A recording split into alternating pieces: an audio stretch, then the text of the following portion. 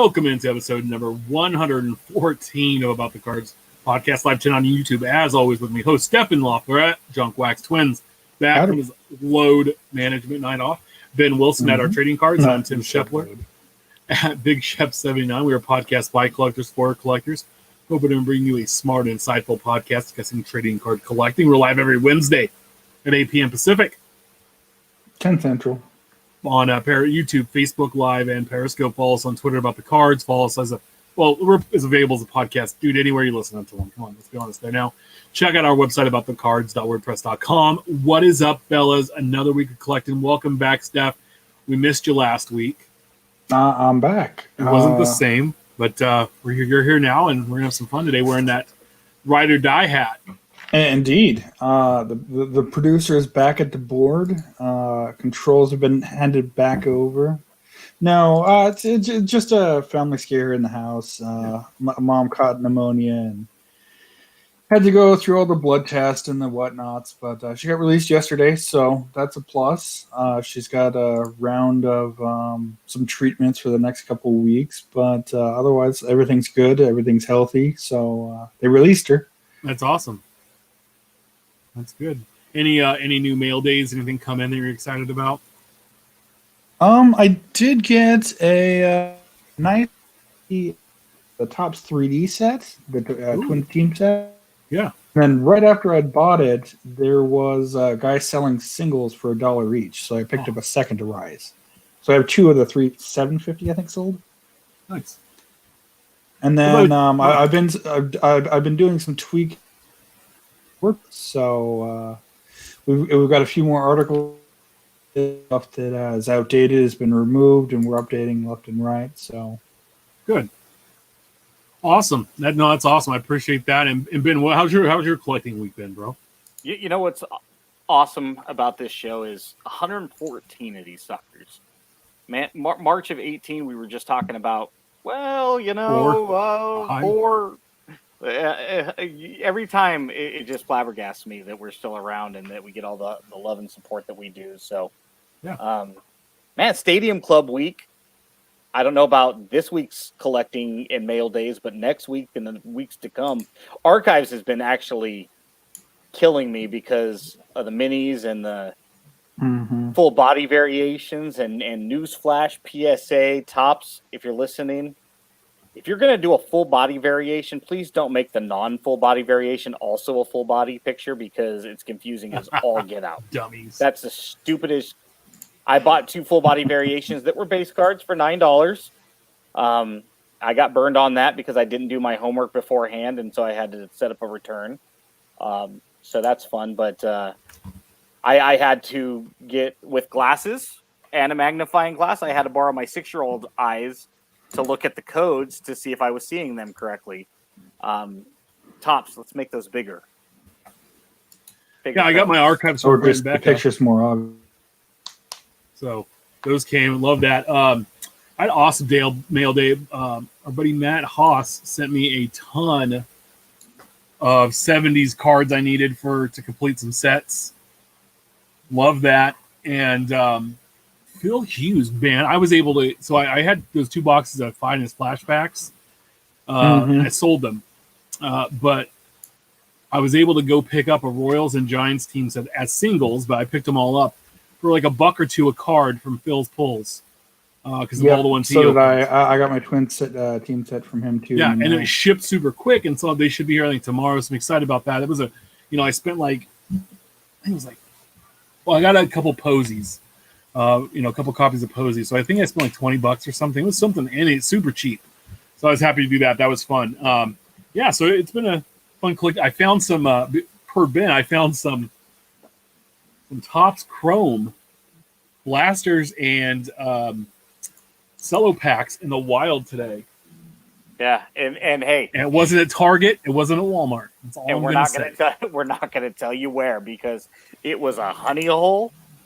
And it's one for collectors. So if you are a collector, DM Tim or I, and we will be happy to share where we got them, as long as you also can swear this. Or me. Steph too. Maybe. Yeah, that's right, because you know too. So DM one of us. we'd be happy to share as long as you're a collector and you're doing it for your own personal collecting. Slide into those DMs. Slide into the DMs. And We B, you don't tell anybody because we really don't want this particular honey hole to be sought after with a bunch of men. It'll become a gooey hole. We're going to talk about retail scumbags later in the show, so it'll be fun. We'd be remiss if we did not talk about the passing of Tom Seaver, Hall of Fame pitcher for the Mets, the Reds. He pitched for the White Sox, the Red Sox. I think he was with the Mets a couple of times, and he passed away today at 75. Funny story, he was originally selected by the Dodgers, but somehow it was illegal, and everything got voided, and he went back into the draft, and the Mets got him.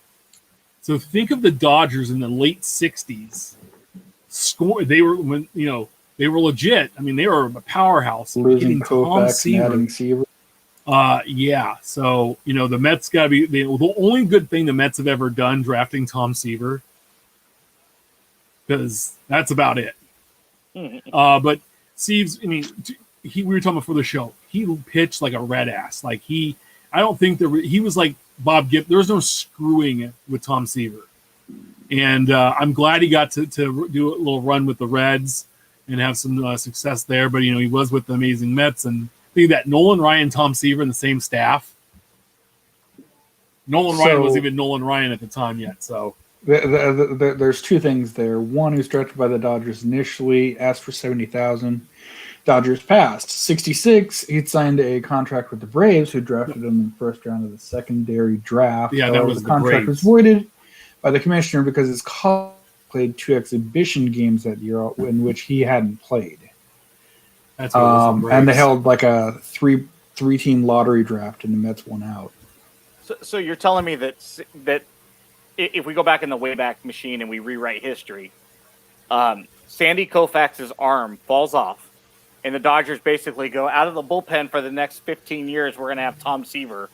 I mean, could you imagine replacing Koufax with Seaver without skipping a beat? I mean, should have gave him the money. Well, and I mean, if you think about that era, you're looking at Seaver, Carlton, and Blyleven, which brings up the next point. He's retired today from the broadcasting booth. Because he wasn't home by 11, he got in trouble.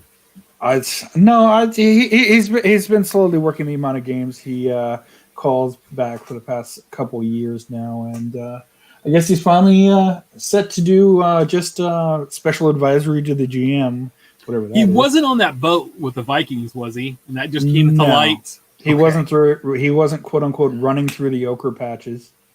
Old things. Guys, let's get into it before we get too off the wheels. Last week, Ben and I got off and without Steph. I try to keep things on the rails. We were running around.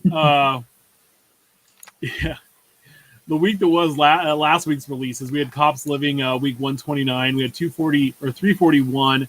Greg Maddux, Hall of Fame pitcher, Atlanta Braves, and card 342. Matt Theus, rookie third baseman of the Los Angeles Angels. Don't know how many they sold because they're not updating that until Thursday or Friday now. But check out Topps Living Staff for full breakdown where these cards fall respectively in the set by team and position. I wouldn't be surprised if Theus did like 1,700 and Maddux did about 1,900. The Maddux picture we said last week right there, he looks fat and upset, like he's going to cry. There's no crying in baseball, Matt Theus. And then Maddux looks like, hey, I just signed with the Braves. Let me put the hat on, take a picture, and use this for some until I get out in the field. Right. So, not my favorite week. Todd, we had 2020 Topps 5-Star Baseball, 2020 Panini Immaculate Baseball, 2020 Panini Black Football, and 2020 Bowman Transcendent Collection dropped, which looked good, but still, like really, how many Transcendent? When are we going to get the About the Cards Transcendent Collection? Because that's about where we are right now. As soon as we get some Allen and Ginter base cards, or Allen and Ginter and Wood minis. Well, I was just saying, it's about time. We've been around a couple of years. We should get Allen and Ginter cards in the 2021 set. Right. And in 2022, we can have About the Cards. We can all share a card. I think it would be It's what- hard to get all three of us on a mini. Because Well, no, they'd be about the same size as the codes on the back of the card. You know. oh man, I think the only way we're getting on there is if they have some giveaway and someone of us. No, pulls I the mean, we can giveaway. have like a Lloyd Grossman from The Office type photo, right? Just combine the three of us, slap that bitch on a mini, and we'll autograph it for you. By the way, have you seen the love The Office is getting all of a sudden during the pandemic? Yeah. Like people are coming up with all the conspiracy theories, like Kevin was embezzling and that's how he bought the bar. Well, so there was a deleted scene on that basically he had that they owed him so much money or something like that. I forget what it was. The bar did that he ended up taking it as ownership. I forget exactly what it was, but there's also the Office shorts that you can buy. It's a DVD that they made specifically for online, and there's one called the discrepancy or something, you know, and it's basically just centered around Oscar, Angela, and Kevin, where they're basically there's a lot of money missing in that, and how does it get found? And so that's kind of what led into the Kevin was embezzling. If you watch that, it makes a lot more sense. But Yeah, I just thought it was funny. I love that show. I could watch it all the time. This week's hot off the press is this week's new releases. Topps Living Week 130. Card 343, Kenta made-up pitcher, Minnesota Twins. A card 344, Dinelson Lamet, pitcher, San Diego Padres. Probably the worst week of Topps Living we've had. Now, these guys are both solid pitchers. If they were on the Royal staff, I'd be super excited. I bet Ben wouldn't mind having one of these guys on their staff going through to the playoff run. They're just not exciting for collectors, No. nor are they super exciting together. Now, you pair a Kenta Maeda with, say, a Hall of Fame player or a rookie or another, big semi-star, big star that's out there right now. Mm-hmm. Yeah, it makes sense. The same with Lamet, but it doesn't make sense to put the two of them together. So,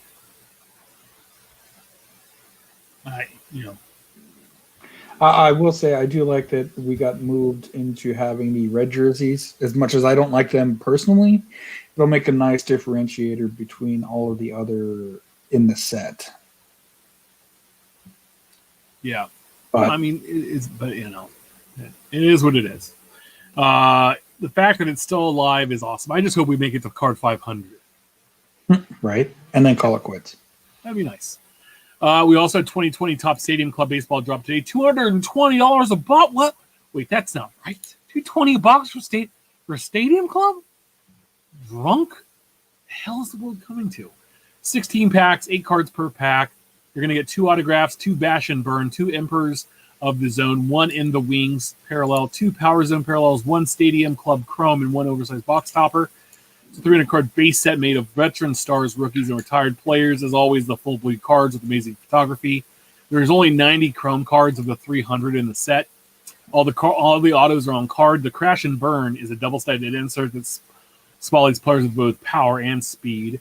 They are inspired by a 96 Stadium Club insert set. And then there's also one called InstaVision, which is 1 per case. And that comes from another previous Stadium Club release. Now, there's been some issues with Stadium Club, and we're going to talk about those later in the show. But I like the font that they use and how they put the team names on here. It has kind of a 70s retro vibe to it, Sure. which is pretty cool. The InstaVision's kind of like a bit, Jumbotron picture of a player in action with another headshot of him. Like Mookie Betts, all just pimping out. Like there's a Bo Bichette short print where he's got all of his hair up in the air. It's pretty cool. So, Minor complaint. yes. I won't let me compare. Hang on 1 second. I got to share another window. Boop, boop, boop, boop. So while Steph's doing that, I mean, what did you think, Ben? I mean, there's a lot of Maguires. Oh yeah, you like this because Junk likes junk. Well, Oh, no, dude. so it's a great card with the dugout steps, but they cropped it to just the top step. Why? Why though? So if you were a fan of the Bash Brothers in the Bay Area in the late 80s, there's no way you didn't have a poster of McGuire and Canseco as the Bash Brothers sitting on the car, mimicking the Blues Brothers. I mean, it was I had one. I think I ended up ripping it down at some point accidentally, and I ended up having another one. And so Topps cropped this, and you could see Canseco's arm in the photo. But when I saw this come out in January of this year, I was like, oh boy. Stadium Club was slated for June 24th release. And I was like, dude, I need to start saving my money now because I need every parallel of this damn card. Because not only is it just a McGuire, so I wanted him anyway, but this one is still, it's just a ridiculous picture. But then when you start looking at some of the other ones, Mookie Betts is phenomenal. Some of the short print image variations of Will Clark and Clayton Kershaw. I mean, they're just, I mean, if you can't get behind Stadium Club and the photography, I mean, I don't know what to tell you. I mean, this is by far the best release we've seen in years. And going into every year when people are talking about Topps Chrome and Bowman Chrome and other stuff, it's like, you know what? Stadium Club. Until something comes along that can knock it off its pedestal, good luck. I challenge Topps to that because that's going to be a phenomenal and ridiculous release if it can top Stadium Club. Well, and really quick, when I moved here in 90, that is the Oakland Coliseum I came to, that background right there. Sure. It was a gorgeous ballpark. It didn't smell, even if it did smell of piss, you kind of forgot about it when you saw it. Now, if you look at pictures of it, there's this giant, what they call Mount Davis, because he had to have so many seats to bring the Raiders back. And just ruined what was a gorgeous open baseball stadium. So, now I will agree with Ben here, and maybe the only time tonight that Stadium Club is like Upper Deck released a baseball product. The photography is that top notch. Some of the throwback inserts, thankfully this year they've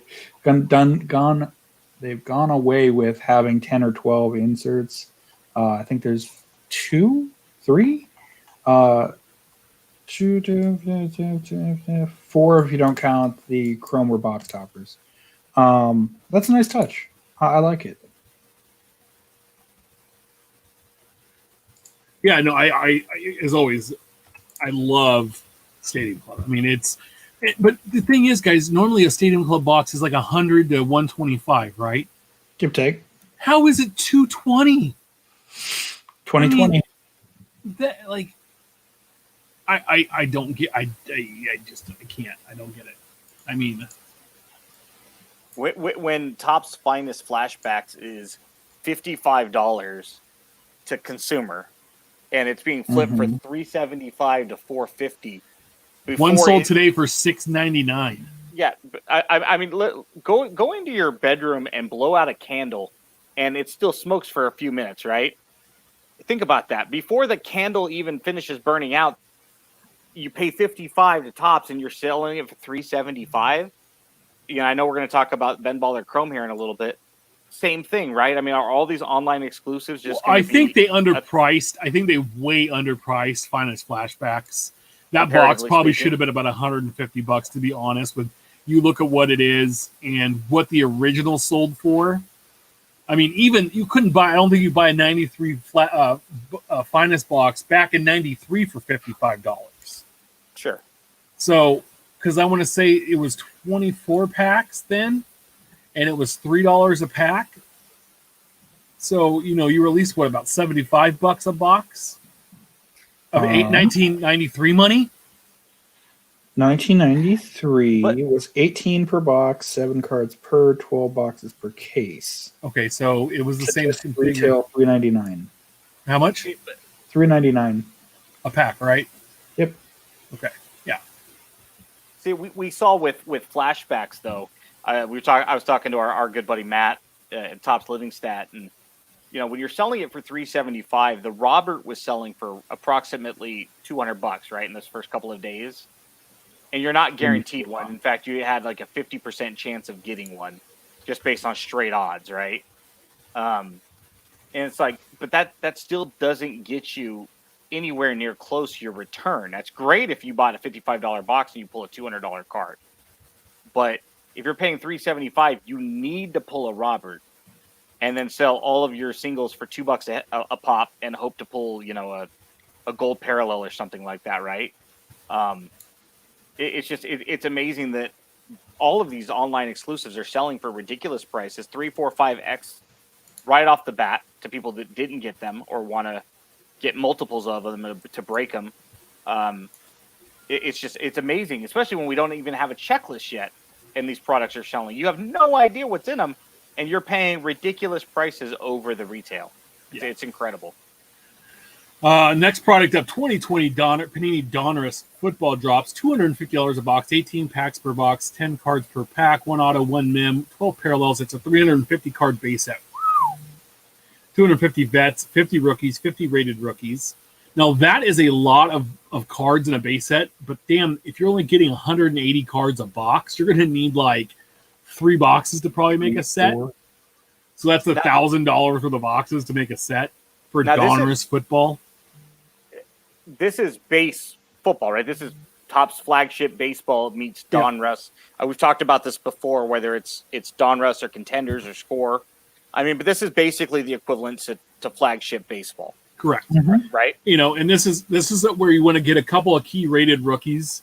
This and Optic and Prism are probably the 3 base rookie cards people really seek after. This being like the entry level, Optic being the middle class, and Prism being the high end. Like for base cards that come out of a base card product.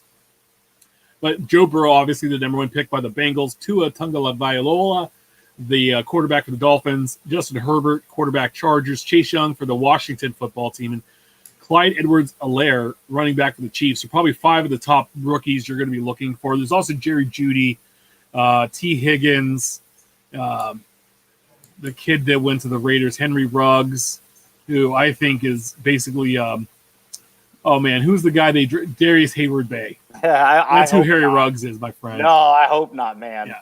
Yes, Henry Ruggs is Darius Hayward-Bay, because you remember back, they could have drafted Crabtree, and they passed on Crabtree to take him.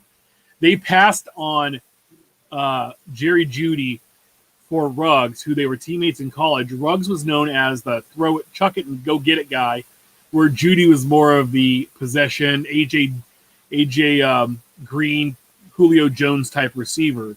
And I think they're going to look back and see, because they're going to play against each other twice a year for their careers as long as they're with their teams, because Judy's a Bronco. I think the Raiders are going to hate that they passed on Ruggs, and also too CeeDee Lamb for the Cowboys. Now he's a kind of between those guys, but those are, again, in football. My suggestion, if you're asking me for football advice and collectability of football, rookie quarterbacks, and then everything else sell. I love the look of this. Presumably it's double backed. Oh, that's an awesome addition to a relic, especially in a hobby where relics are undervalued or underappreciated, or just it's yesterday's news. But just real quick on your thought on Ruggs. Ruggs to the Raiders is not a bad draft pick, under the assumption that Lamb and Jeudy are both off the board, which in mock drafts you're kind of seeing that, right? But they weren't. Yeah, if either one falls to the Raiders, great, but both of them are probably going to be gone. So the Raiders take Ruggs, cool. Well, no, they had their choice of all 3, and that's why the Ruggs draft pick becomes when they hopped on suspect.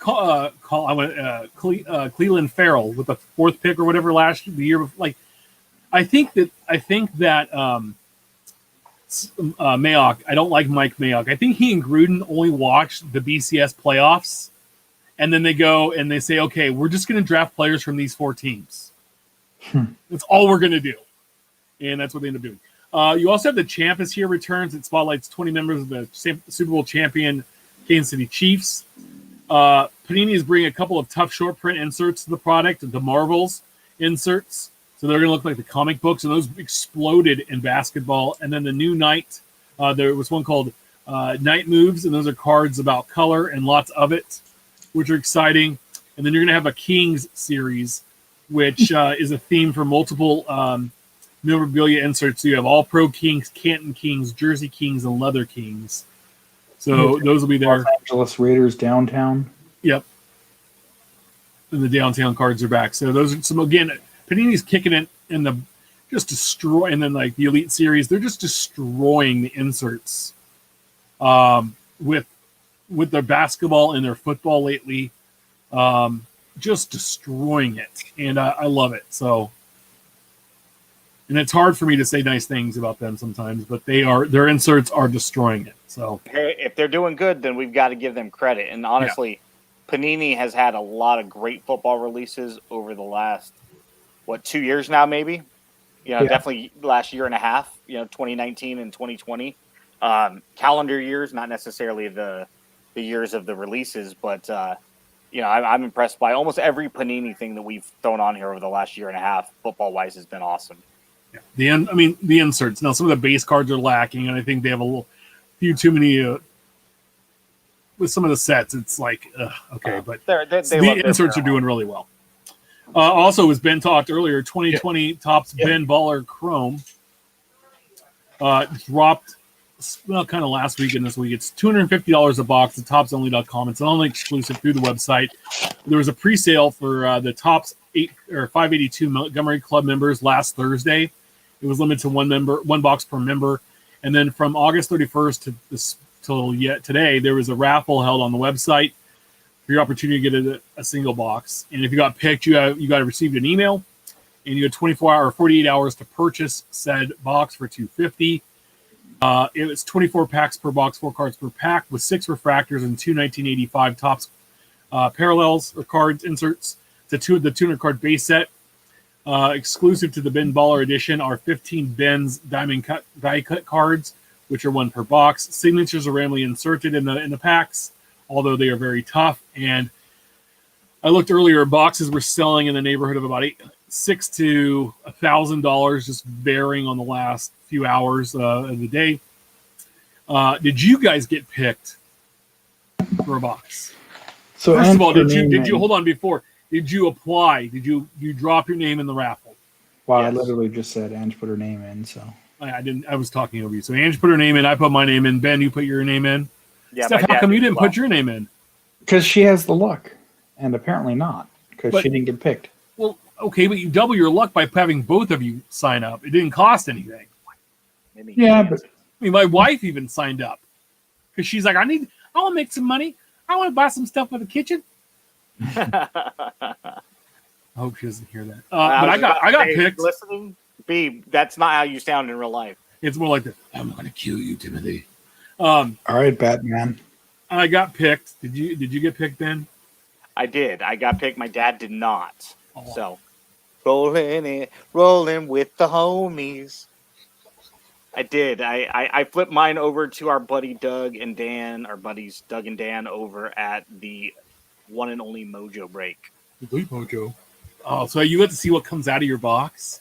So I will, and I negotiated the A's spot as part of the deal. So, but yeah, I wanted to make sure it went to somebody that was trusted, that I know I can trust. I didn't want to sell it to some rando on eBay and deal with the headache of maybe getting a box back.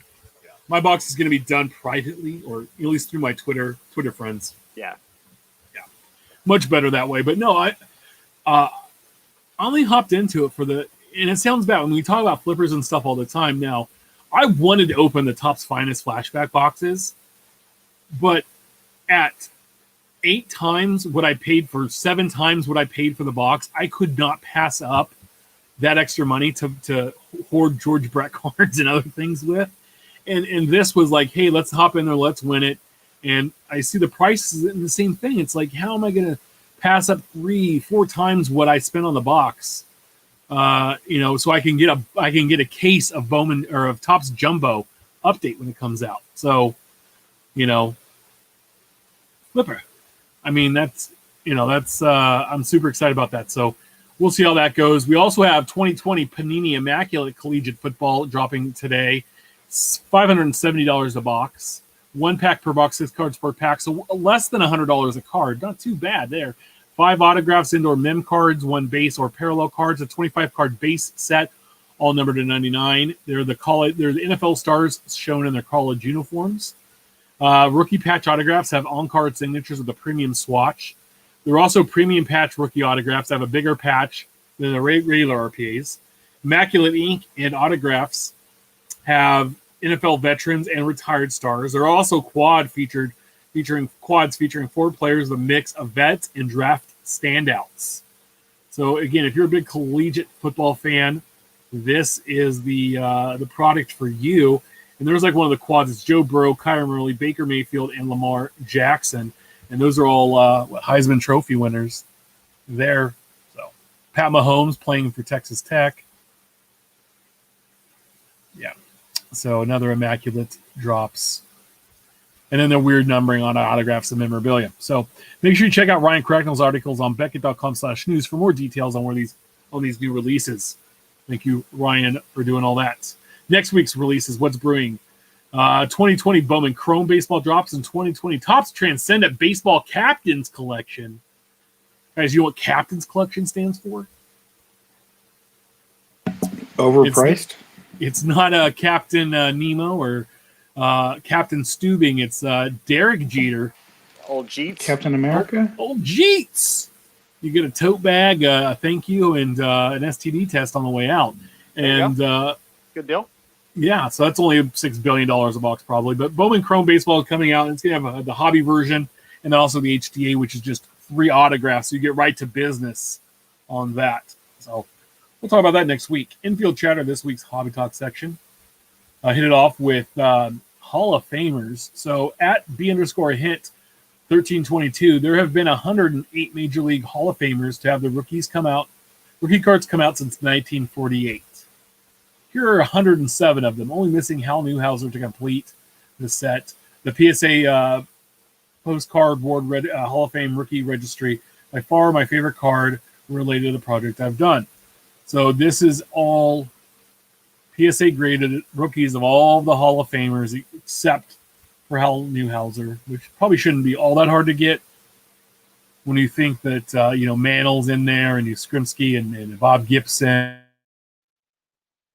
Mike Robinson, and George Seaver. Brett. So, and Harold Baines, the Harold Baines 81 probably broke the bank.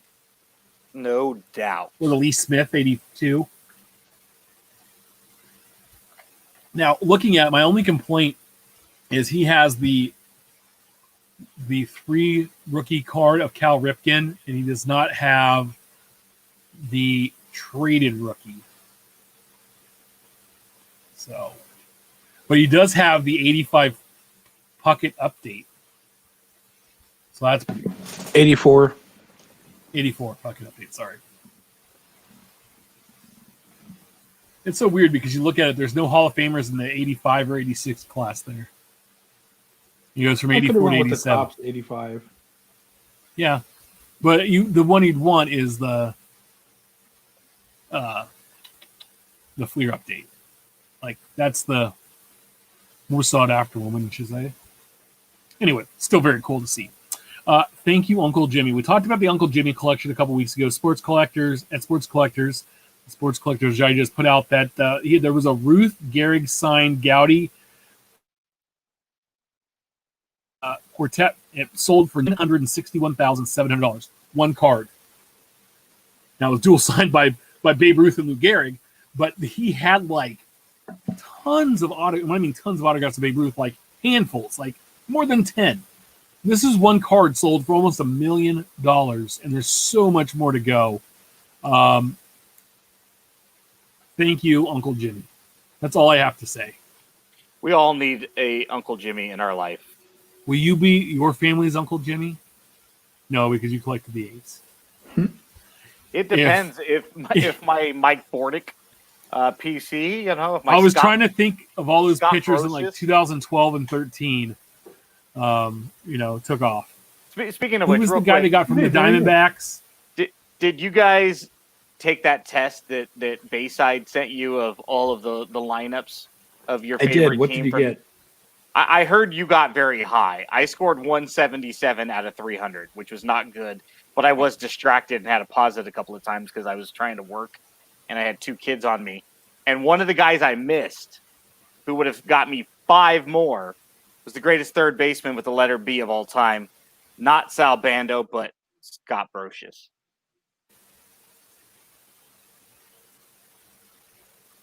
What did I you heard- get, Shep? Shep? Did you take yours? Am I still here? You are here. I can hear you. What did you get, Steph? Because I know you got a very high score. Out of 300, you scored. 299. Who'd you miss? Bob Tewksbury, Interesting. starting pitcher, 1998. I missed a lot of guys like 1991's starting third baseman on opening, and it's opening day. That was the catch. Right. Opening day third baseman was Ernie Riles. Come on, I mean there was some guys that were just like way out of left field. You're like, the 2018 starting center fielder for the A's was Boog Powell. Like, dude, he played like 6 games before Laureano came up, and that was the end of Boog Powell's A's career before he got traded back to the Orioles. It's like, there are some random guys, but when Bayside's like, hey, Steph got 299 out of 300, I'm like, that's because he's an encyclopedia of cards. So all he had to do is basically think, what was the flagship of 2015, and odds are he's going to nail it. Well, so 2 of the last 3 guys that I'd punched in, Pedro Florimone. Okay. Who? It's impressive that you got that. XA, I believe. Brent Gates. Oh, yeah. Old A. Hey, really quick. I was on Stump the Schwab, so I'm better than all of you guys. Gotcha. Okay. So what score did you get for your Royals? He sent me the Giants one, and I haven't taken it yet.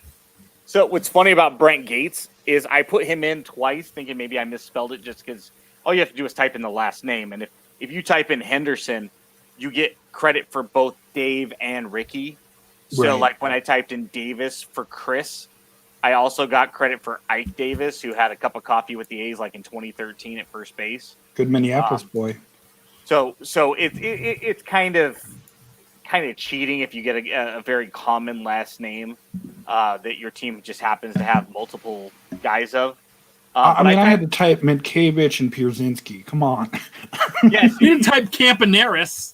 but see, it was only from 91, and Campaneris is easy to spell. I typed in Blankenship and got it wrong, but then he was on there twice, and so I gave myself credit for it. I guess I misspelled it, but I typed in Gates twice, and Brent Gates never had an opening day start for the A's during his time there. Despite getting his signature in person, I misspelled Brian Buchanan, part of the Eric Milton trade.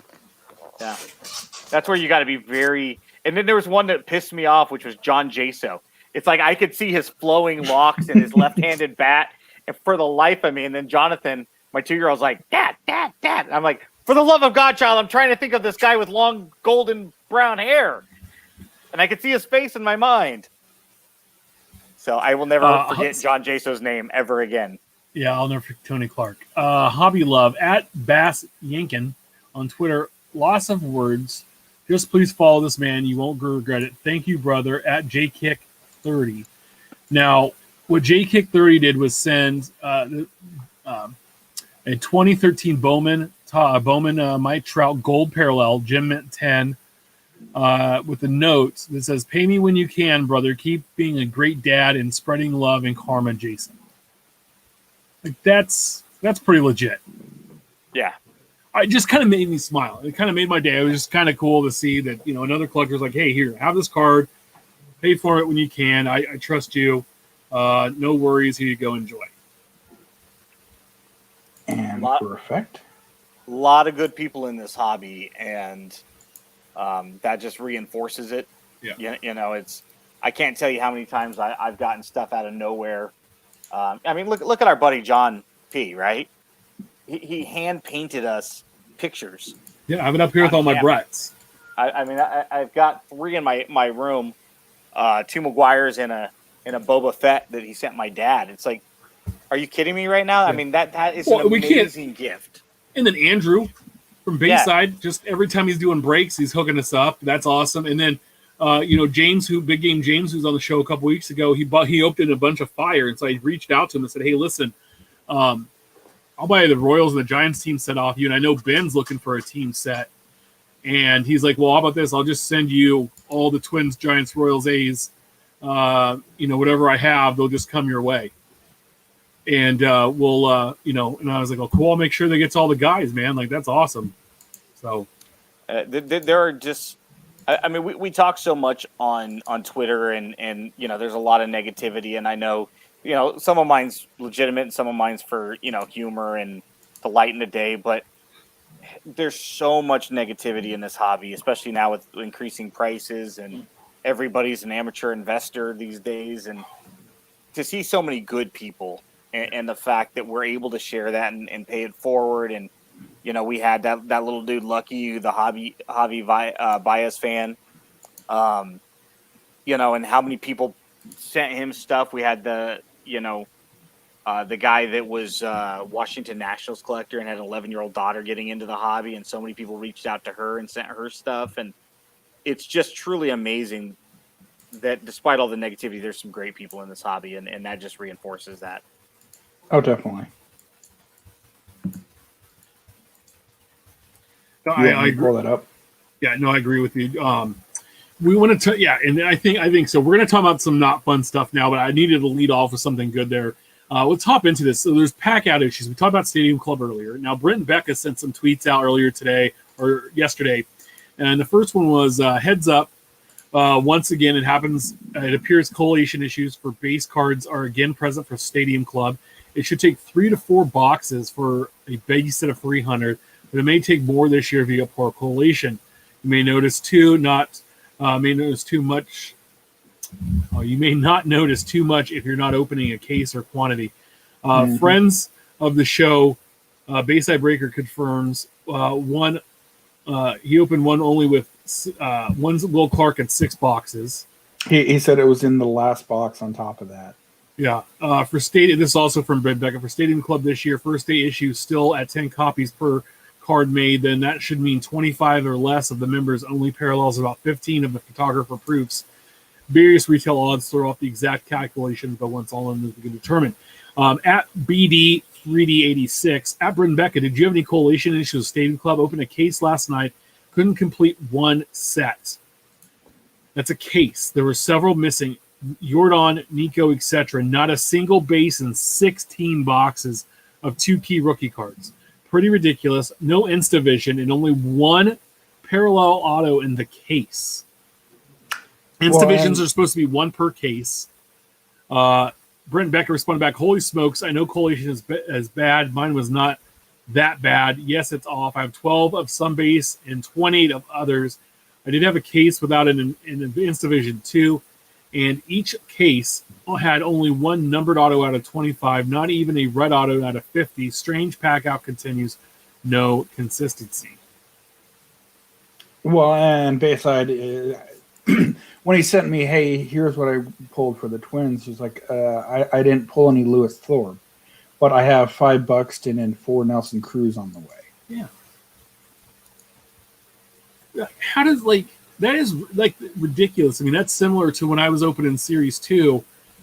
It seemed to be all of the horizontal cards. Mm-hmm. And and I broke, they weren't even out of the same case. Jumbo and Hobby, because they were Jumbo and Hobby, but those cards seemed to show up less than the vertical cards. And there'd be guys where I'd have 7 of one and I'd have 18 of another. So I was like, and usually it's almost spot on. Now Hobby's box is always a little different than Jumbo, but Jumbos are always boom, boom, boom. You should get it, and it wasn't that way. It was crazy. I'm like, what in the hell? So I don't know if the COVID's had it, the effect on the printers, if they've had issues, staffing wise. And then there's this, Ryan Cracknell tweets out, oops. And it's a picture of Jeff Bagwell from last year or 2 years ago. I think that's maybe 18. Maybe 18. Stadium Club of Jeff Bagwell. And then this year of Bagwell, it's cropped differently and it's a darker photo, but it's still the same photo. A few years apart. Really? We don't have more photos of Jeff Bagwell, especially in Stadium Club? You're just going to use the same one? Just leave him out of it then. Well, and that's what I was kind of curious to see. It was like, because I initially just kind of glanced at it. I thought maybe that this one was from 1998, 2000, something to that effect. No, this is just, and I'm looking here to find out which year. It can have been older than 2 or 3 years. And this year's looks way worse. It's way darker. It's harder to 13. see any definition. Like, This is 2017. This is 2020. it's just stupid.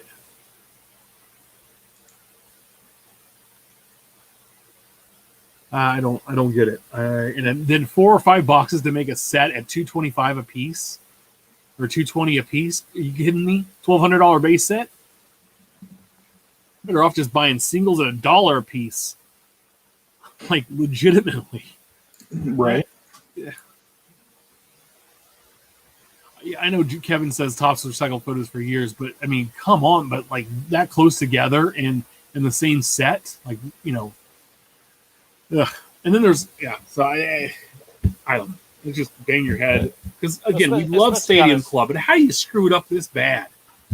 When you have a set that's predicated on the unique photos and the amazing photos and, you know, the photography, and then, you know, you have, I mean, you literally did what you did with Allen and Ginter and Archives for years, but you did it on Stadium Club with the same player. I mean, that's bad. It's like, there's a stretch in the mid 2000s with Tony Pena. They had manager cards and flagship. Tony Pena has the same card. He's waving like this, and it's just cropped differently for like 4 years in a row. Okay. No, hey, listen, KBO, I am not poo-pooing. I love Stadium Club. I have Stadium Club sets over here like crazy. But the fact is that it's going to be, it's just stupid. You're going to have to buy singles. You can't buy a box and build a set. That's what's sick to me is that Stadium Club is a set builder set. I don't know. I feel bad for you. Like, I don't, it's $100 box. There's no way that Luis Robert makes it a $200 box on his own. You're not even guaranteed one. Should it take you 5 boxes to get one? You know, the photography on this is so fantastic year over year that you get people like myself that don't collect in the complete sets anymore just because of the craziness and the costs associated with that get pulled into sets like this because the photography is that amazing. But then when you have something like the Bagwell that's just lazy, you know, if you don't have multiple Bagwell pictures, cool, don't put them on the checklist. You put them on 2 years ago, cool. Don't put them Lance on Berkman in. I don't know. Put in Julio Cruz. Yeah. Hey, anyway. Cruz. Just any of them. Crossing over. So at C_Deandra had a card he crossed over from Beckett to BGS to PSA. It says really at PSA. Card tried crossing this over. Needless to say, it didn't work out so well. Card looks flawless, truly stunned. Now, it was a 2018 Bowman Chrome Estevan Florial Prospect Blue Refractor Auto, his first Bowman. And it was originally a 9.5 Gem Mint auto or card, and it came back as a PSA 8. Oops.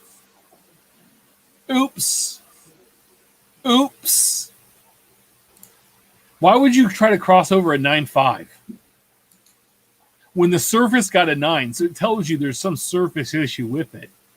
Mm-hmm. Just take the 10s on the centering and the edges if you like grading. Take a 9.5, man. Take the lat. It's like that guy I told you about the Jordan who got mad that he had a 9 Jordan, thought it was a 10, and then he cracked the case and ripped the card. Ruh-roh raggy. Yeah. Again, I don't want to get into grading and then, you know. There you go. There's the Tony Pena's. Nice, Steph. Nice work, bud. I think there's even like 2 more years where it's on there. So well, there was a Chrome and there was some maybe that. Yeah, maybe that. But there was like 4 cards I have of Tony Pena all doing this. Barry Zito never forgets. Just to let you know, Barry Zito never forgets. He's like an elephant. That's the A's mascot. By the way, have you seen that he has an autograph in Stadium Club as an A? Ben? There you go. Yeah. At Drew Davis 71 would have been easy for Zito to throw this stuff out. Respect. Now, Zito sends out, he says, as I was pitching every 5 days in the major leagues all those years, I didn't always have the bandwidth to get to all the fan mail Always promised myself that I would sign it one day. I've been carting it around with me ever since. If you ever sent a ball or baseball card to Oakland or San Francisco Stadium and never received it, there's a good chance you will soon. If you still live at the same address and haven't grown up, had kids, or maybe even grandkids. But seriously, thank you for being patient. He went back and he's signing everything. That's fantastic. You know, Zito was one of my favorite. Like when he went to the Giants, I was so excited when they stole him away from the A's, because he was one of those guys where I would stop and watch him pitch just because the way he pitched was just beautiful. And you know, speaking of Zito and his amazing curveball, it truly was amazing watching him pitch. Just that huge overarching 12-6. I mean, there's a video out there somewhere of him pitching in some little league tournament or some travel ball or whatnot, and still had that perfect 12-6 curve. It's just beautiful. Yeah. And they wore 75, and it was Zito. It just looked good together. It was like before he went to the Giants. I mean, that his curveball was amazing. And what's funny about that, and I know I'm not the only A's fan that feels this way, but the big three, when Hudson got traded to Atlanta, and then Mulder, like 2 days later, got traded to the Cardinals, I think that most A's fans felt more of a sadness when Zito signed with the Giants, not just because he chose the crosstown rival, because I know the Mets were hot and heavy after him for a while as well. And I think they offered like $85 million or something over 5 years, and then the Giants went to like 7 for $120 or something. Mm-hmm.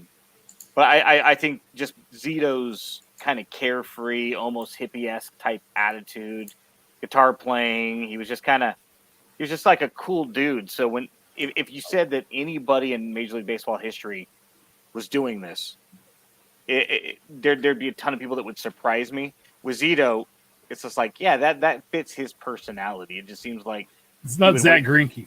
Yeah, 10 years after his career and go, I have time now and I got money and I'm just gonna, watch reruns of, The Office and sign 20,000 items.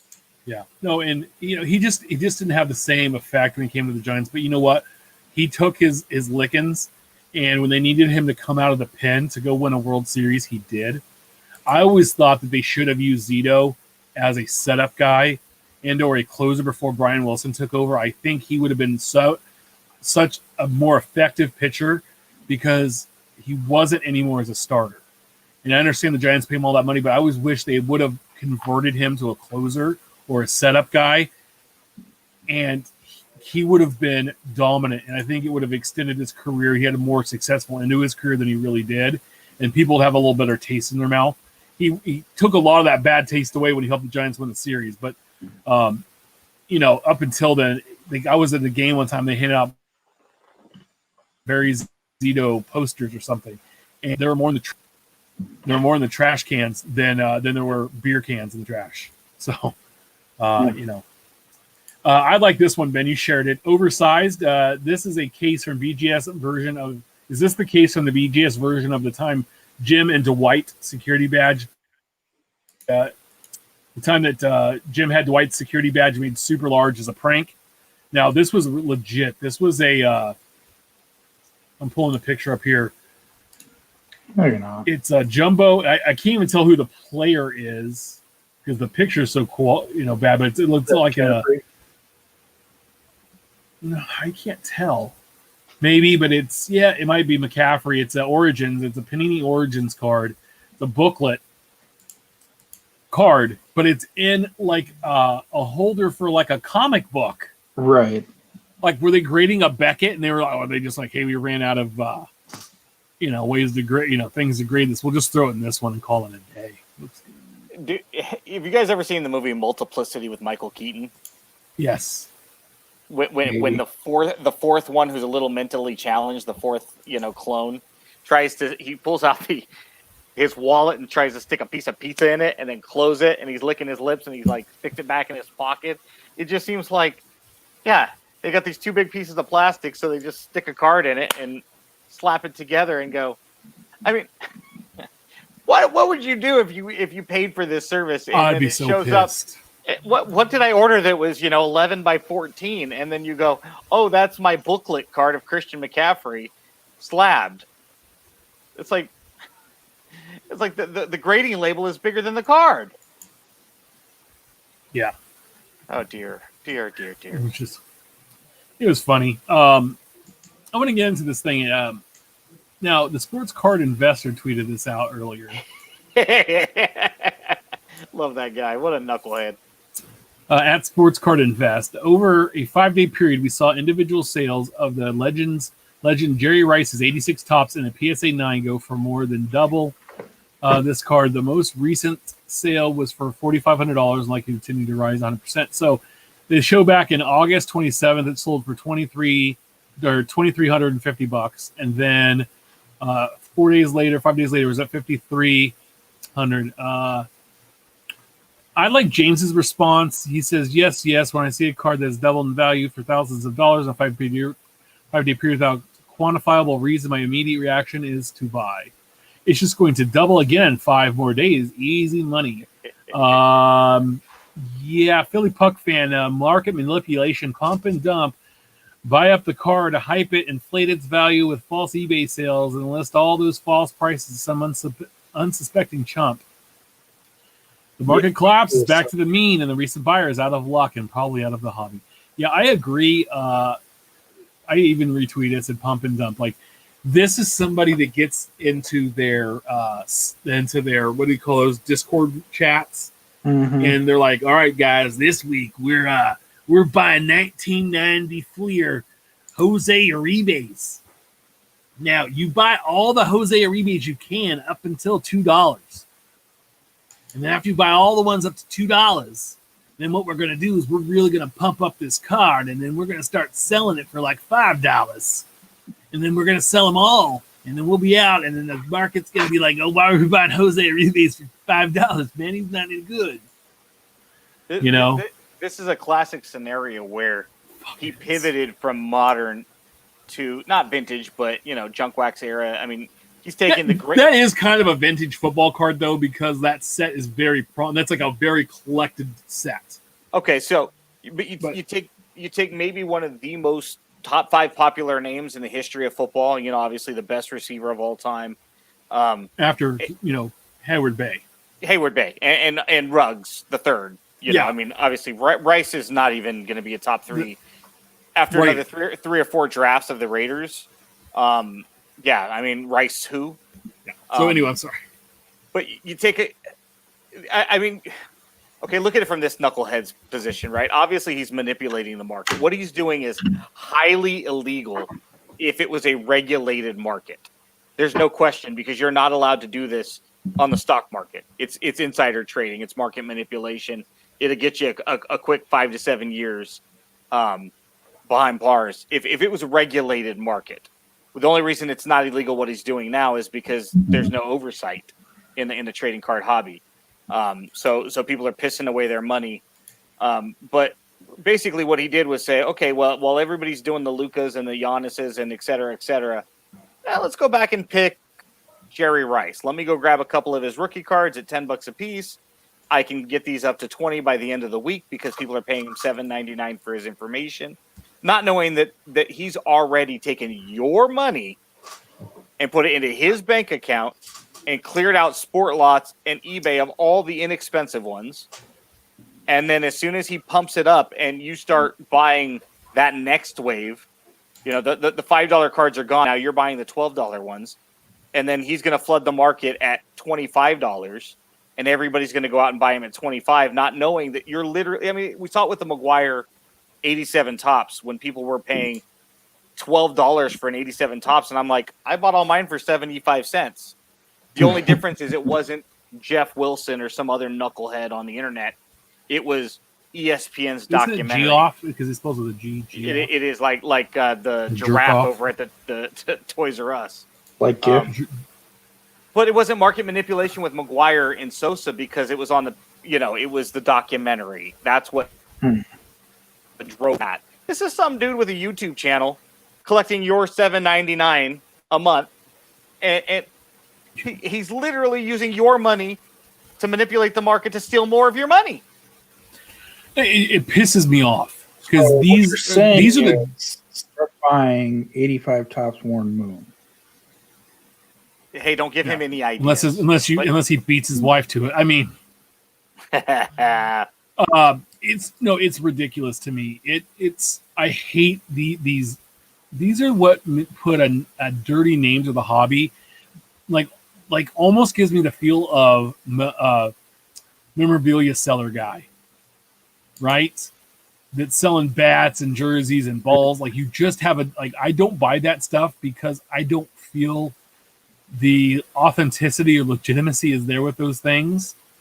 And they're the slimiest guys. And this is getting to there. It's like, what did somebody tweeted out, oh yeah, did he score a bunch of touchdowns last week that I missed? Jerry Rice, hasn't done anything in years. And all of a sudden now his card, in 5 days, explodes in price. Tell me why. What happened? I can understand when did he die? Did we not know? Did he is he now the president of the United States? Did he save the world from an alien invasion? That is the only reasons these cards would go up in price in 5 days. People, be smart. Why would it go up? Why? It doesn't make sense. It's like when Joe Blow, point guard, say Ty Jerome, all right? Say Ty Jerome would go off, who's just a rookie scrub in the NBA. Congratulations, you made the NBA. You're better than a lot of people. You got drafted to play in the NBA. He doesn't play that much. If he went off and scored 50 points and people would go out and buy his card instead of 50 cents, they're paying $1 for it. Yeah, he had a good game. That happens. In fantasy football, that happens. Jerry Rice hasn't played football in, 20 years? Or what about the guy who had the slam dunk that just shot his cards up? Oh, yes. Seiko Demboya. Or Bull showing off in a practice game. And his cards just, okay. At least they physically did something in this decade. Well, and unlike the tweet, was it Phil or Gary that put out Pikachu can't tear out his ACL? That's true. But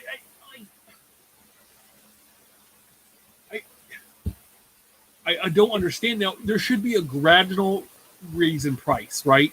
Sure. If we saw a $10,000 jump in Mickey Mantle rookie cards from today to the next time we do this show, that to me would be astonishing. But if we saw a $10,000 jump in a Mantle card from September 2nd, 2020 to September 2nd, 2021, that would be more understandable. But I don't get it. And why people are all of a sudden going, God, this card's shooting up. I got to get one. What did he do? It cracks me up because I was on Facebook the other day and somebody had cleared a shelf, and I know it's a little off topic because of what we're talking about, but he's like, oh, don't come at me with your save it for the kids. It's, if I need to teach you about supply and demand and capitalism, and I'm like, first off, it's not capitalism. It's pure greed. You understand the difference between capitalism and greed. And then second off, greed is good. The only way you can understand supply and demand is to understand the need for demand. And I blocked some knucklehead on Twitter a while back that's like, oh, you don't know what you're talking about. It's false scarcity. And I'm like, oh, bullshit. Get away from here. A false market covers all of these other things, including false scarcity. It's scarcity. It's one segment of a market. And demand is predicated on so many things, right? The scare of toilet paper going out. There was plenty of toilet paper for everybody. But the problem was when COVID happened and everybody's like, oh, I'm going to have to be locked up in my house for weeks on end. Now I'm not using toilet paper at work. I'm going to have to be using it at home. Let me go buy out the shelf. And my wife likes Chipotle, so.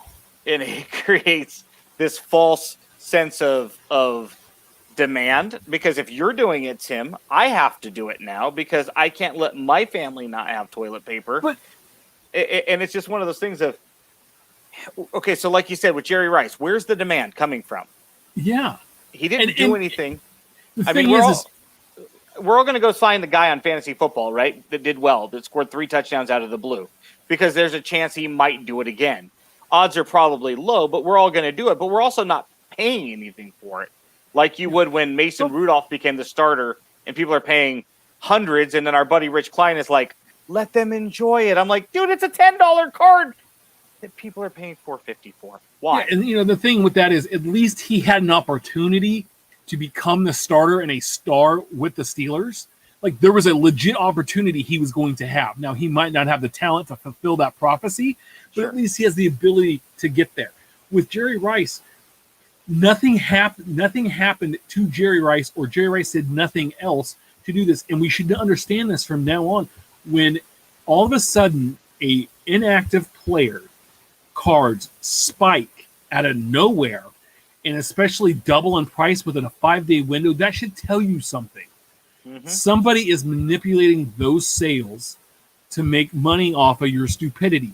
And I just want people to be aware. Now, it's not saying Luka goes off and has a ridiculous playoff game, because the guy's playing out of his mind.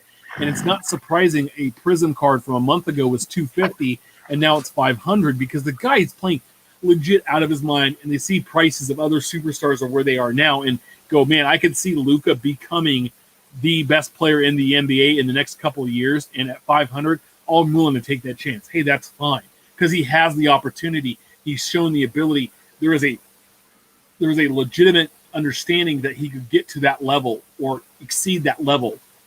Jerry Rice isn't going to exceed any more. The worst thing you could do, like, he only can do worse things to his reputation. He can't improve his reputation any unless he does this, save the world. If he cured COVID, then yes, his card should explode in price. If he was in the laboratory and cured COVID, yes. But outside of that, or aliens attack and all they want him to play catch with them, okay. Like, right? Am I wrong in this? Am I just crazy?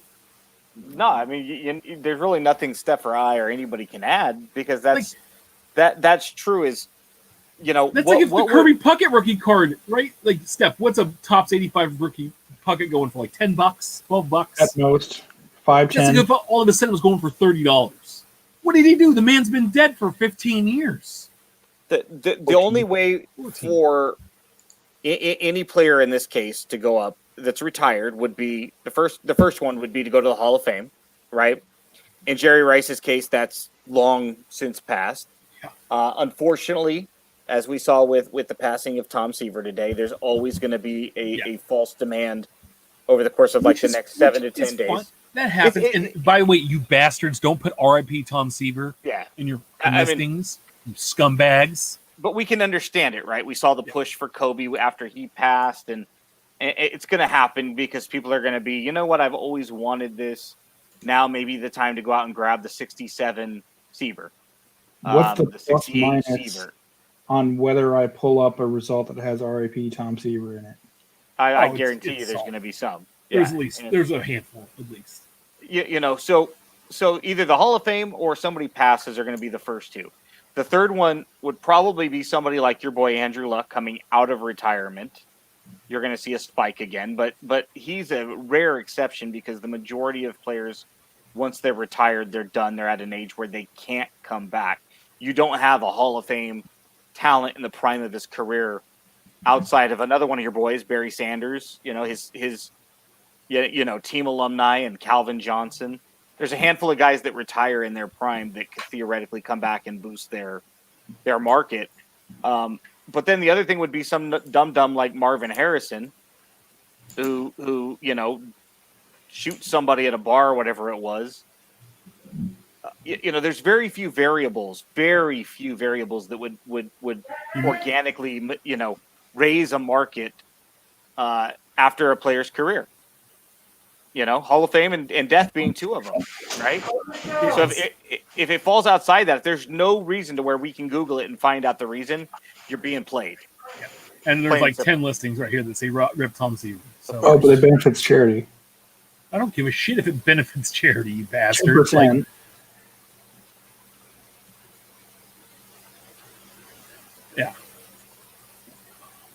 Yeah. No, I don't. Another, and I liked KVO here. I'm sure the little cook groups invest on eBay because that's how they know it's a buddy's card and they can run up the price. Yeah. I'm gonna start putting invest on my listings.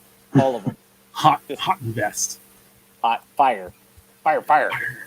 Below comp. So at collecting cards with a Z. So this is how you knew he was professional. I love this tweet. Who has Brandon Belt 2011 Topps Chrome Auto below recent comps? It had one retweet, no likes, no comments. I sent it to the guys and I was like, yeah, I want to buy a Luis Roberts Topps Chrome rookie. And I want to play below comp. You do that? Yeah, it's a good deal. I literally want to buy every card ever in my collection below recent comps. Everyone. Just look at recent comps and cut 50% off, and that's the price I'm willing to pay. Not 51% of cost, 50.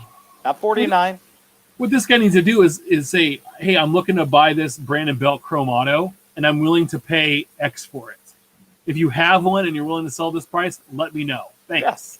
That gets a lot of love because then you send it out and you go, man, somebody might have a Brandon Belt Auto they want to sell for $10. But who asked for, for below, like... Well, I mean, let's use us as an example, right? Let's say a card is selling at $20, right? That's the fluid cost. Yeah. And I'm super excited about this guy, right? It's an A's card, it's a Royals guy, it's a Twins guy, and it's a $20 card. And we all have plenty of friends that would be willing to sell us that card below comp because they know it's going to go into our PC and live there until the day we die, right? But those are our friends that are willing to. Hey, you know what? I know this card's going for $20. If anybody would sell me one for 15, yeah, I got one for 15. I'll let it go for 15 because it's you. eBay guy is going to buy it for 20 because that's what it's going for. But for you, I'd do 15. But you have to go out there and just say below comp. What does that mean? First off, what does the card cost? I don't and second off, what are you willing to pay for it? Not Under much, 'cause comp. they can't hit for shit. Okay, so Brandon Belt's card's worth $20. You want it below comps? Cool. How's $19.99 sound? It's below comp. Oh, but $18 to ship it, by the way. I love David Gamble. Benefits charity. Dude is married to a woman named Charity. Yeah. By the way, did you know that there's a TV show called Cobra Kai? Now, I might be a little late to the party. Love it. Holy God, I am rooting for Cobra Kai, and I really want to punch Daniel Russo in the face. Oh, he became a douchebag. It started originally on YouTube, I want to say. YouTube Red or something. Now it's on Netflix. It is amazing, and it makes me want other 80s, badass 80s movies to have a TV show with their characters in it. It makes you feel bad for Johnny. That show is the reason that I have YouTube Premium right now and pay a subscription because I had to have it to buy it to watch that show, and there was no way I wasn't going to have it. And that's the writers stuck to that movie. Awesome. I mean, the writers basically picked up in 1988 or whatever after Karate Kid Part 2 came out because 3 sucked, and basically said, pause it here. We're going to move forward into 30 plus years later. Yeah. And unpause it and go. And I think Steve McQueen's kid, if I'm not mistaken, was one of the Cobra Kai back in the original. He's not in this. He's not in it. No, he passed away, didn't he? No. That guy was in there. I looked up today because I was trying to figure out who was who because I got to that episode. That guy, Steve McQueen's son, he's up in prison. He's in Lompoc. He's in the prison. But everybody else is there. Yeah, one of the Cobra Kai guys died because they were going to bring him back. They did. He was on the show for an episode or two. Yeah, like one of Johnny's buddies, and then he passed away. But yeah, now it's on Netflix, so it's much easier if you have a Netflix and not YouTube Premium. But the acting is a little. It doesn't matter. It's so good. If you love a little to be desired, Karate but Kid, it's phenomenal. It really is, man. No, I love Hawk. Hawk's a good character, man. Yes. Retail fun. So this is not so much fun. So here we go. We're going to get into it. At EJ Bailey tweet out, at 3 guys at the local Walmart walked into the back and opened up the vendor's boxes, took all the cards, 3 warrants out. Looks like getting cards will be a little bit easier for me. So now the douchebags are just going in and, busting into Walmart's stash before it even gets to the shelf. Awesome. Our buddy Nick Duante sent out a video from a Walmart vendor who supplies sports cards about the creepy types who loiters stores and follow them in their cars from store to store. She talks about fraud people were doing, resealing packs and returning them. Check out at Examine Baseball. Steph, you can drop the link in there. It's a couple TikTok videos of this Princess Gloria on TikTok, and she tells you the stories like she's not there anymore. She quit her job, and basically because of this, of guys following her and her manager from store to store to the point where she had to have LP and store managers at Walmart stand around her while she stocked the shelves. So that's just disgusting, man. These are just trading cards, dude. If that, I understand. I mean, okay, we just talked about Ben Baller and the finest flashbacks with ridiculous same-day returns. I mean, you know, by the time I paid for it on Topps, 10 minutes later, Mojo bought it off me, right? So it's like in one account, out the other. We get it. Cool. You can go pick up blasters for $20 and flip them for 50, 60, 70, $80. But this girl quit her job because she stocks a Walmart or a Target with trading cards. These are just cards at the end of the day. Yeah. For someone stalking her. Yeah. I went to the local Target here in Citrus Heights 2 days ago. And they replaced where the cards were up front. All it is the Pokemon, the blind packages, and now Hot Wheels. Mm-hmm. And they have 0 trading cards now. That's what we saw at our Target here. They had those Pokemon Magic, and then that like blind box with the little kid and the red packaging. Yeah, Ryan's World or some shit. Yeah. Those, but nothing. By this time next year, you're going to see very little or no retail. Walmart and Target are going to do away with it because they're not going to subject themselves to a lawsuit over, you know, a third-party vendor saying, hey, our employees can't be protected on your premises. And they're just going to say, you know what, it's not worth it. And congratulations, flippers, you've done this to the hobby. Yeah. Plain and simple. I mean, another place that you could buy them. Yeah. We're going to get to something here in a minute somebody brought up, but one of the last topics here, greedy artists. So Mike Summer, this was in a whole chain with CTR Sports Cards, but honest question, which means more to an artist? More people buying their card from Topps are willing, or people willing to pay more for each card. They make more money directly for Topps, higher print runs, but there's also prestige that comes from people paying a ton for a piece of your art. So this came from talking about Project 2020 and low print runs. My favorite comment was from Matt Taylor, one of the artists doing this. He comes out and says, yeah, I mean, you guys could be happy about low print runs all you want. We're working on a royalty payment. So to be honest, it fucking sucks that the numbers are taking a nosedive. First off, mind your manners. You know, these are your consumers you're talking to. This would be the equivalent of customer service, right? Second off, a print run's a print run. That's how many people wanted it. Do a better job. If you want to incite people to buy more of this, cool. Do better. Third off, this is not your only source of income, I'm sure. You're getting 1%. So even if you sell 2,000 copies, you're still making a decent chunk of change. I'm sure this is a side project. Yes, it still takes your time and your talent, and I understand that, and I can respect that. But don't come at us like this. Ben Baller said some stupid shit, too, when we were all talking about the different one-touches back, you know, months ago. And he's like, you entitle pieces of blank. And, you know, people were saying Ben Baller should be eliminated from Project 2020 altogether for that. And then other people were like, oh, Ben Baller, you're so great. And, you know, haha. And it's just like, dude, hey, if you don't like the parameters, if you need a certain amount of money that makes it worth your time, right?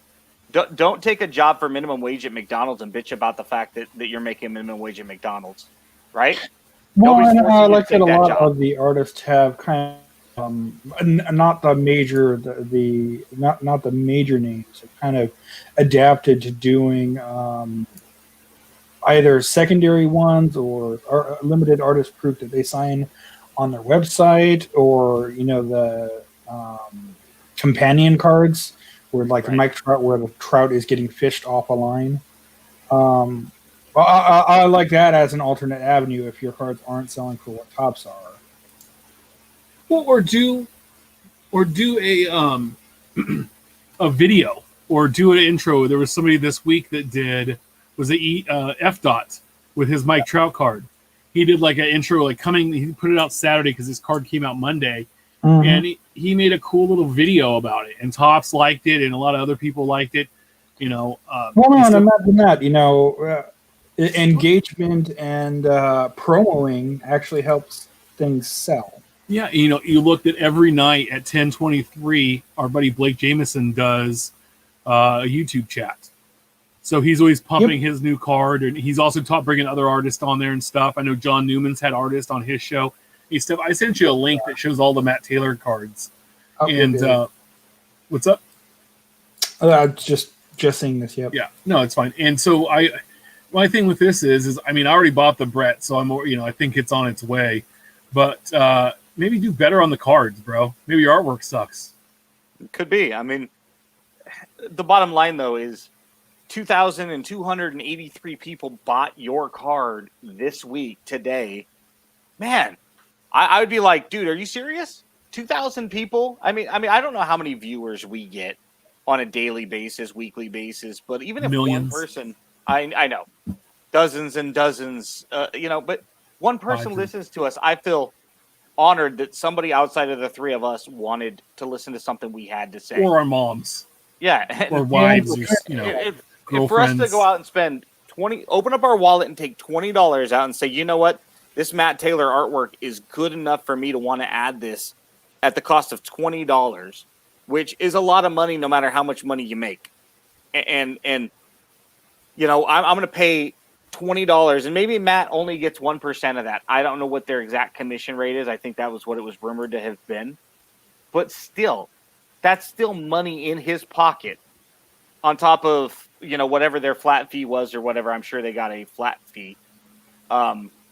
It's still good money. And you're doing it over the course of a year. You get 20 different cracks at this thing.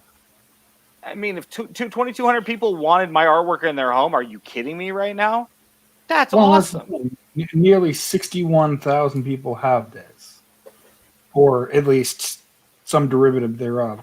Yeah, sure, some people probably bought 5 of this or 3 of that, but this is how many sold. Yeah. You could have had none, dude. Come on. And I mean, you got invited. I think Gypsy Oak should have been included in this. Oh man, sure. He would crush Don C and Old Man Allen and shit Matt Taylor on what he's doing with his art. You know, I know we have private pieces of our boys in our collections at home.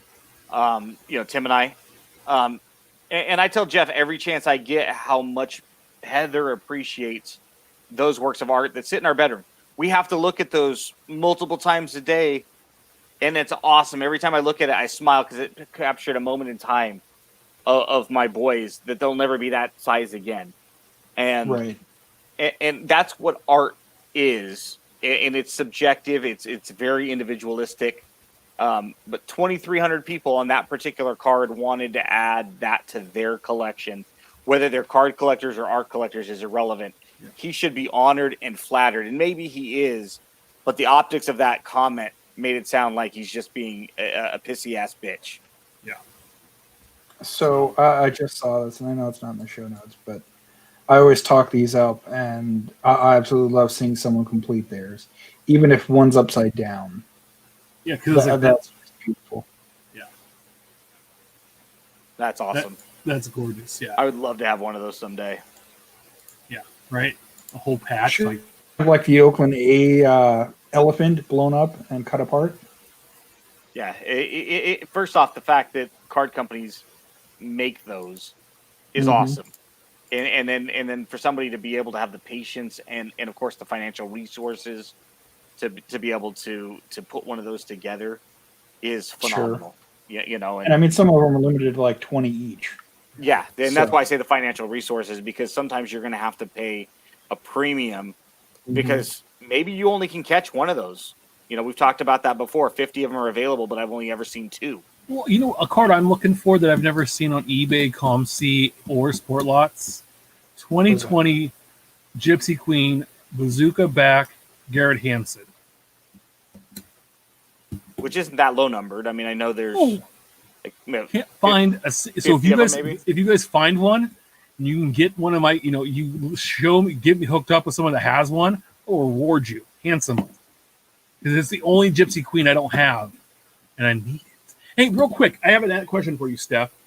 2019 Topps had a foil board release that were all numbered. They were as a set numbered out of 162. Okay.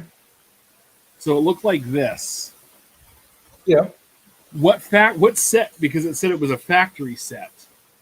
I think it's probably one of the Topps' online whatnots. Okay, because this was one of the last rookies I needed for Garrett. I couldn't find it, and I was like, I'd never seen it. And then it's funny because I bought one, and then 2 days later, another one popped up.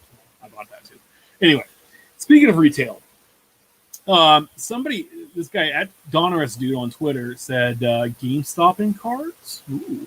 So I'm going to go through all of his thoughts, and I want to talk about it. So this was like he had 2 tweets in a row, and then some follow-ups, and I kind of took everybody else's responses out and just left his because I think it makes a pretty good point here. If I'm GameStop, I'm calling Topps and Panini and trying to become the empire of retail trading cards. They already carry Pokemon collectibles and cards. They are struggling with digital age of DLC video games. A hybrid shop with video games and trading cards. They could easily solve the retail chain, retail clean shelves issue as well. Midnight product releases are commonplace at GameStop with the biggest video game developers, EA, Nintendo, etc. Introduce the same strategy for pre-orders on certain quantity of product.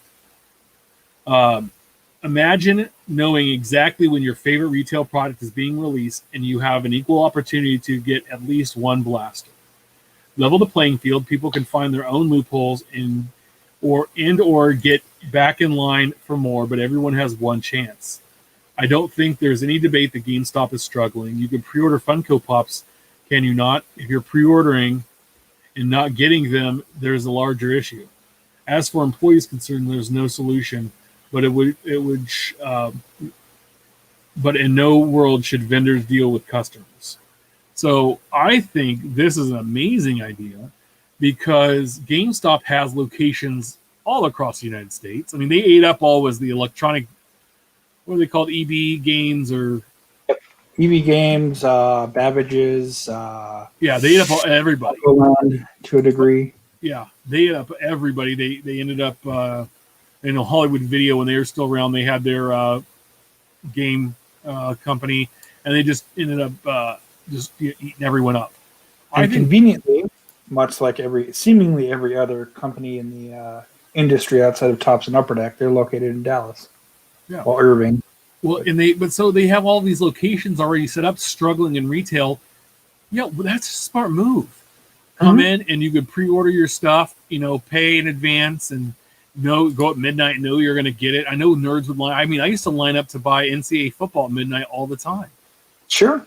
And this is something that I've kind of tossed around myself in that, hey, sell it like video games, sell it like video games. Now, yeah, sure, I maybe should have connected the dots for GameStop in that, yes, they do usually run a pretty well midnight release run or whatnot. I mean, I've gone to, I guess, 2 now, and I had no issues getting mine. That's 3. Even though I was the 40th of 41 people in line, I still got what I pre-ordered. And they still had 1 or 2 extra. So, and they know how to handle all of that stuff already. Yeah, no, it's perfect infrastructure. I mean, they've got it set up. It would help a fledgling company that's already got bad PR, and if they could pull it off. And the bottom line is, you take somebody like Steph, for instance. You go in there to buy a couple of blasters, Steph. What are the odds of you potentially buying a video game while you're pre-ordering? Or pre-ordering a game.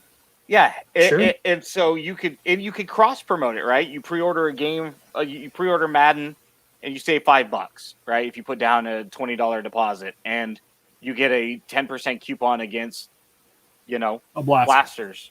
I mean, you could cross promote it to where there's still plenty of revenue, and you're building the ticket, right? These KPIs type thing. I mean, it would be a phenomenal way to generate new revenue, and Topps could offer things in blasters too, right? We used to see those coupons in like heritage boxes for 5% off of a box of archives. Or they later in get the together. year. Topps gets together with, or Panini gets together with Madden, right? They get together with EA, and they insert, whoever the cover boy is. They put in parallels of a card in there. Remember back in the day, you'd buy a video game every once in a while. There'd be a baseball card or a football card inside. They do the same thing there. That, yeah.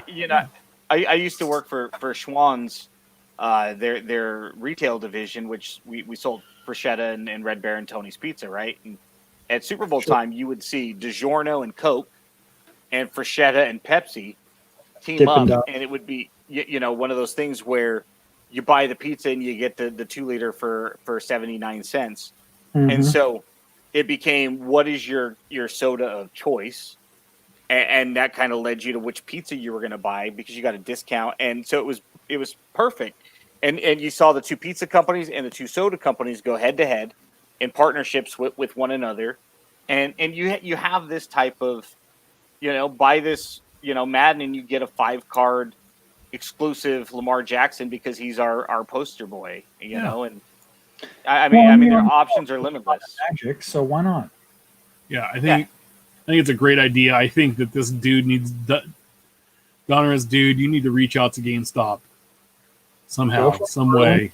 Irving and talk to their headquarters. Right? Come on, man. You got to have a buddy that works at one, right? It's like a 30-minute drive. So it's interesting. We have a couple viewer questions we came across this week, which I want to bring up before we head out tonight. When you visit a new city and want to know if they have LCS, how do you research that? What's the best way?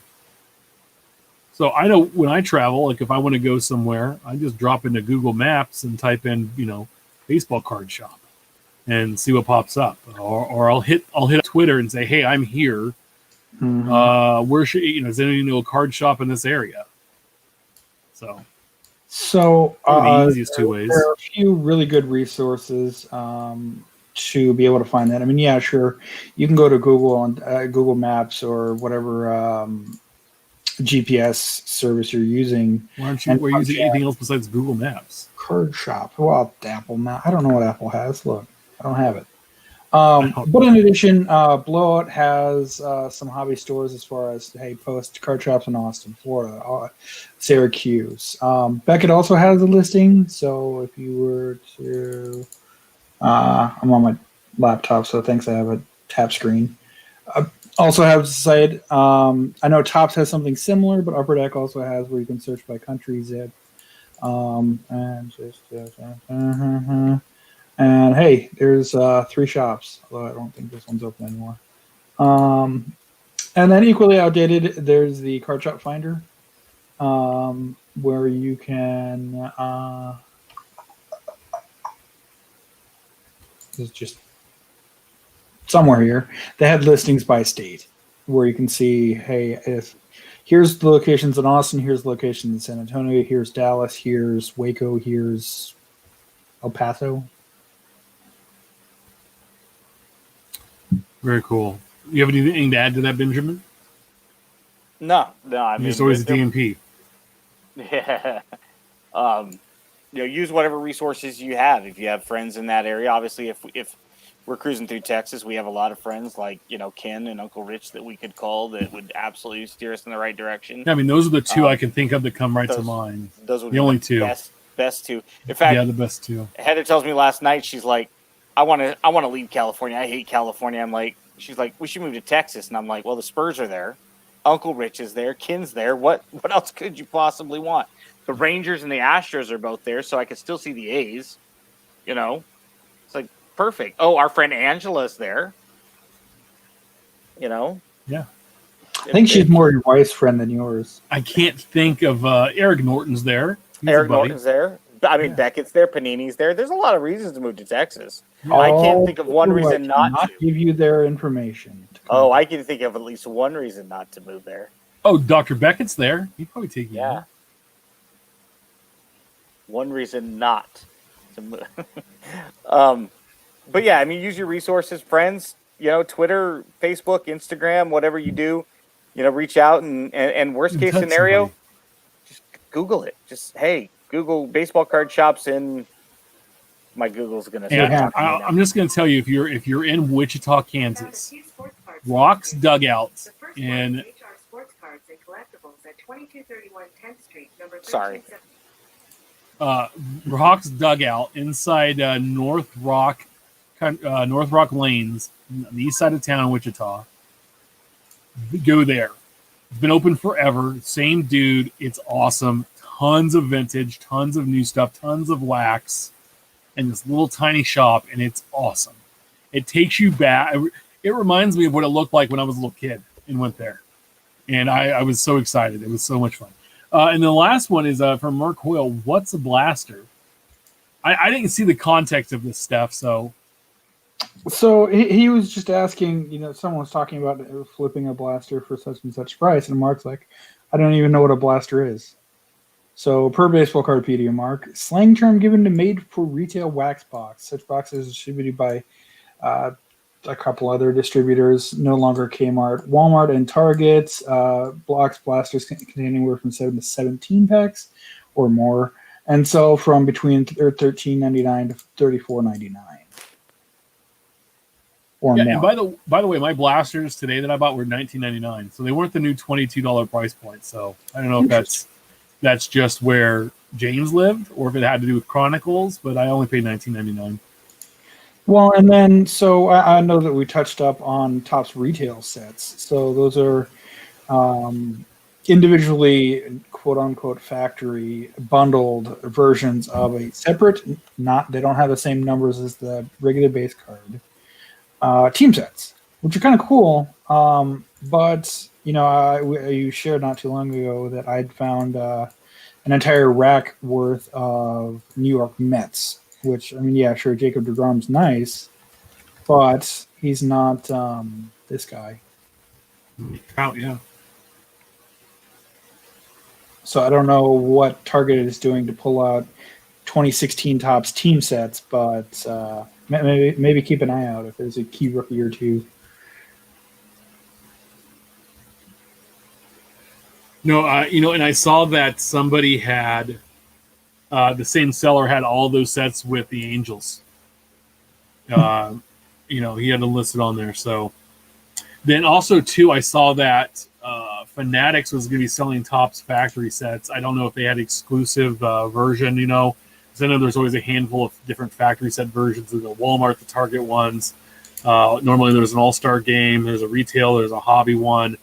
Yeah. So Cool. always very interesting. I was, but you guys, any final thoughts before we head out tonight? No, great to be back. Well, we love what you're gonna do. We missed you, man. If anybody out there pulls any McGuire parallels from Stadium Club, I'm buying. Because I got the red foil and black foil and the chrome, but other than that, I'm especially if you get an image variation. Let me know. I'm gonna make a little plea. Hey, I'm looking to buy a ton of Buster Posey cards, base inserts, not from like the big things from Bowman or Topps Flagship, but like Donruss, Optic, those kind of things. Stadium Club, all that stuff from whenever he played. So if you have that stuff, let me know. We can work something out. I'd love to do that. So I'm working on getting some more busters, and it's just really, I like picking up one or two cards at the same time. Yeah, I didn't think it looked like it was a Fanatics exclusive version, but they did say it was coming out in July of 2020. So it's not coming out until December of 2020. So a couple months, but I'm excited what the future holds to see what's going on with some of these releases and sets. I think it's gonna be. I want to see what Bowman Chrome is going to look like and be like this year. I think it's a very interesting set because we don't quite always know the names in Chrome because it's a lot of the international signing players. So that's always fun to take a look at. I love these great stories, like the feel-good stories. So send more of those our way. We need some of that because some of this retail BS and the stocking and these shit-tard investor guys are really starting to piss me off. Well, especially now we're all cooped up at home. It's nice to see a feel-good story. Yeah, and guys, make sure you have your apple cider vinegar next to your card collection with your rags and your oils and your dips and your cleaning solutions too, okay? want to make sure that's clear. You guys need to have those things. Okay, Uncle Sheppy's magical card wipe, you know? So let's do that. Remember, we're always live every Wednesday at 8 p.m. Pacific. 10 Central. Make sure to subscribe and review our show on all platforms. Follow us on Twitter at About the Cards. Follow Ben at Art Trading Cards. Follow Steph at Junkwax Twins. You always follow me at Big Chef 79. Like I said, share your hobby stories, your great poll. Send your questions our way. Keep collecting, and we'll see you all next week.